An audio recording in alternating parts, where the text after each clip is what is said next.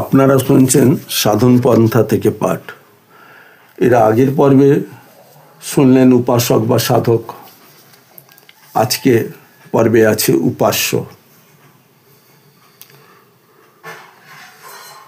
উপাস্য বা সাধ্য,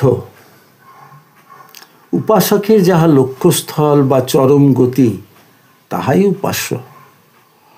মনুষ্যের উপাস্য অপূর্ব নির্বিশেষ আদিপুরুষ, সর্বকারণের কারণ, অত্যন্ত সুখময় অমূর্ত চিন্ময় সত্য।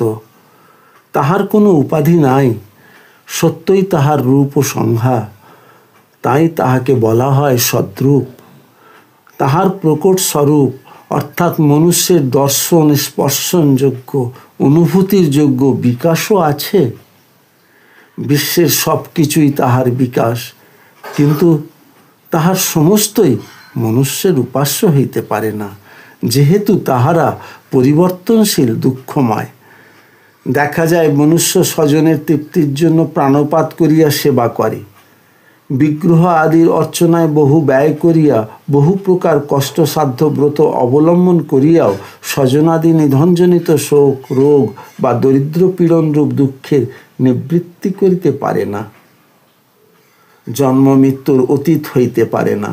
আত্মমগ্ন হইয়া লোক পশু পক্ষীকেও স্নেহ করিয়া থাকে।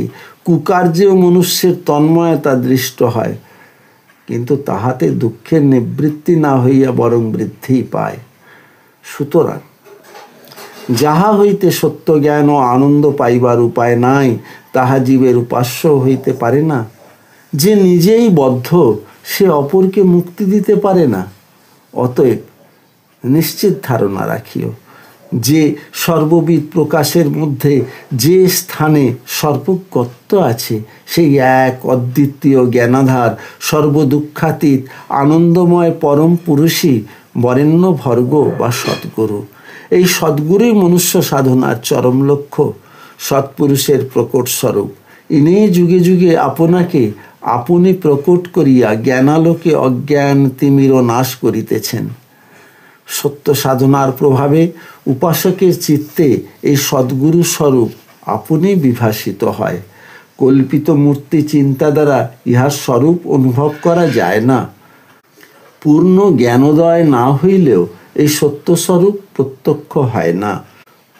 সত্যের সাধক যে মনুষ্যকে সদ্গুরুস্বীয় জ্ঞান সম্পদে ভূষিত করিয়া লোক সংগ্রহ অর্থাৎ মনুষ্য সমাজের কল্যাণকর সত্য শিক্ষার জন্য প্রেরণ করিয়াছেন, তাহাকেই মহাহংস বা সপ্তর্ষি বলা হয়।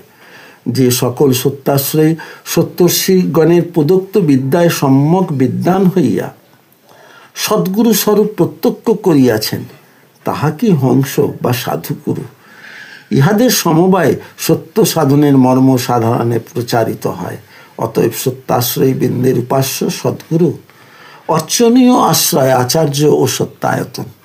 অন্য কোনো প্রকার বিগ্রহ বা দেবতার প্রতীক, মৃত স্বজনের আত্মা, পুরাণ বর্ণিত অবতার আদি অপ্রকট মহাপুরুষগণের প্রতীক, অন্য কোনো মনুষ্য বা পদার্থ, সূর্য চন্দ্র আদি গ্রহ, অগ্নি বায়ু জল প্রভৃতি ভূতগণ কেহই উপাস্য নহে। ইহারা প্রত্যক্ষ জ্ঞানদাত্রী নহেন, বরং প্রথম অভ্যাসীর পক্ষে সত্য জ্ঞানের বিরোধী, ভাব উদ্দীপক। পক্ষান্তরে যেভাবে উক্ত দেবতাদির উপাসনা প্রণালী প্রচলিত আছে, তাহা সহজসাধ্য নহে। পূর্ণ জ্ঞানোদয় না হইলে বিগ্রহে আত্মভাব আরোপ করা বা শুদ্ধাভক্তির সহিত অর্চনা করা নিতান্ত অসম্ভব। যখন সর্বব্রহ্মময় জ্ঞানোদয় হয়, তখন বরং যে কোনো তনুশ্রদ্ধাপূর্বক অর্চনা করিলে হানি নাই।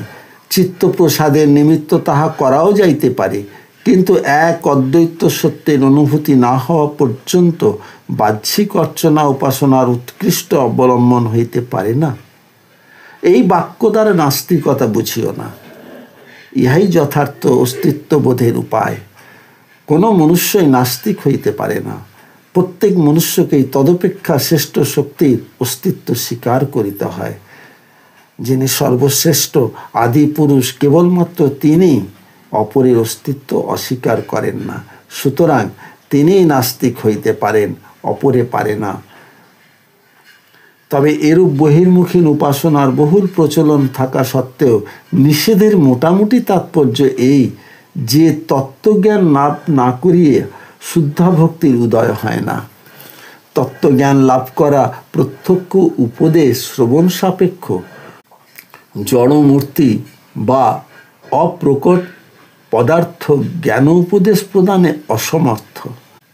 দীর্ঘকালের প্রতীক উপাসনা দ্বারা চিত্তে যে ভাবোদয় হয় তা প্রেমের মতো বোধ হইলেও তাহা শুদ্ধা ভক্তি নহে। শুদ্ধা ভক্তি বিরহিত সেবা অপরাধ বলিয়াই ভক্তিশাস্ত্রে কথিত আছে। ভক্তি প্রেম বহু ক্লেশসাধ্য ভাব, উহা প্রতীকের শক্তিগত ক্রিয়া নহে, সাধকের অন্তরস্থ ভাব শক্তির ক্রিয়া মাত্র। কাজে অবিশুদ্ধ চিত্তের প্রেমভাব ভ্রান্ত হইতে পারে।